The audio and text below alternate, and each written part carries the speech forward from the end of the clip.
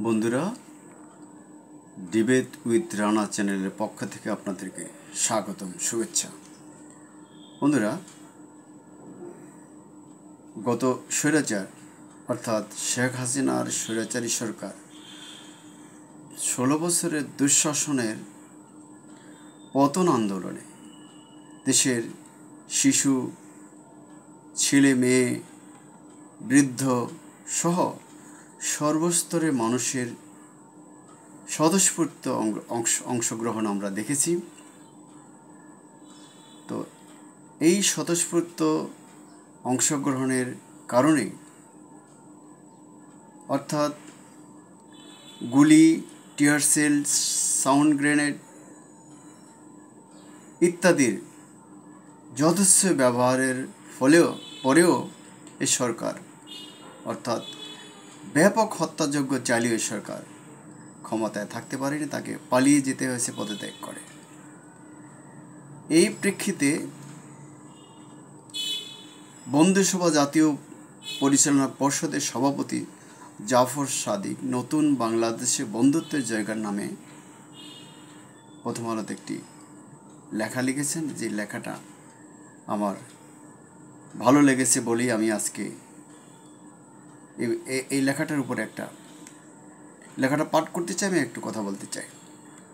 বন্ধুরা, জাফর সাদিক লিখছেন,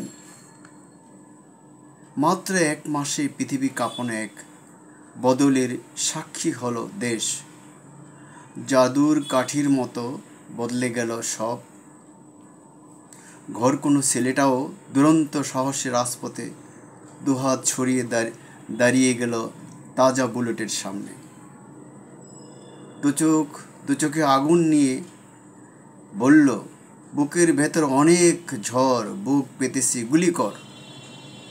কি অপূর্ব স্লোগান! রংপুরের আবু সাইদের বুক ঝাঁঝা করেছিল যে বুলেট, আরও লাখো তরুণ তরুণী সেই বুলেটবিদ্ধ হতে মরিয়া হয়ে পথে নামল। আবু সাইদের এই দৃষ্টান্ত সত্যি অনুকরণীয় হয়ে উঠেছিল। আর দেশের জন্য যারা মরতে রাজি তাদের দমায় সাধ্যকার পারেনি কেউ। অবশেষে যে মুক্তির আশায় ঘর ছেড়ে মায়ের হাতে মাখা ভাত রেখে আন্দোলনে নেমে এসেছিলেন আহনাফ মুগ্ধরা, সেই মুক্তি এসেছে। তবে প্রায় 700 জীবনার বুলেট বিদ্ধ অসংখ্য শরীরে নানা ক্ষত বয়ে বেড়ানো শত শত, বলবো হাজার হাজার তরুণের ত্যাগের বিনিময়ে এমনি আসেনি, বিশাল ত্যাগের বিনিময়ে। এই যে একজন ক্ষণ পরিবর্তনের সন্ধিকাল, এখানে তো বন্ধুরাই লড়েছেন, কাঁধে কাঁধ রেখে, হাতে হাত রেখে। আহত কিংবা নিহত বন্ধুকে টেনে সরাতে গিয়ে নিজে বুলেটের ঝাঁঝরা হতে এক বিন্দু দ্বিধা করেনি বন্ধুদের জন্য পানি নিয়ে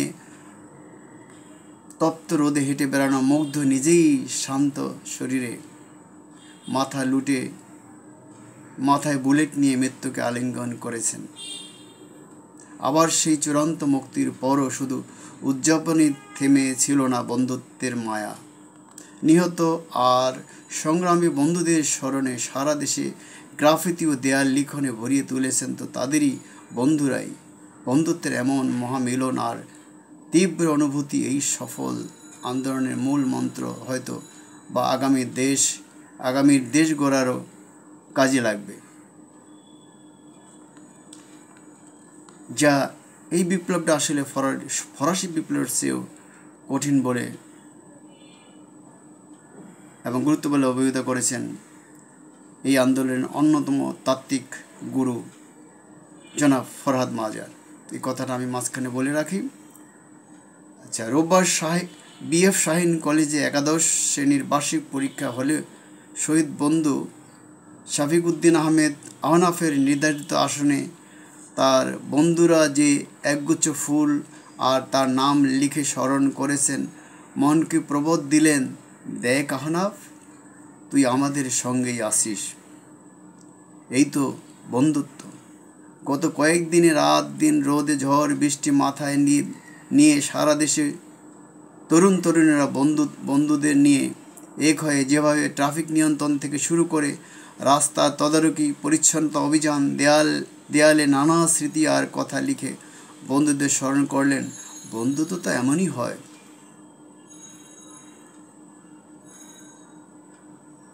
বন্ধুত্বে কোনো চাহিদা থাকে না কোনো অভিলাষ। বন্ধু স্বজন আর প্রিয় মাতৃভূমির জন্য নির্লোভ শ্রম, আর সেই বন্ধুত্ব ধর্ম আচার।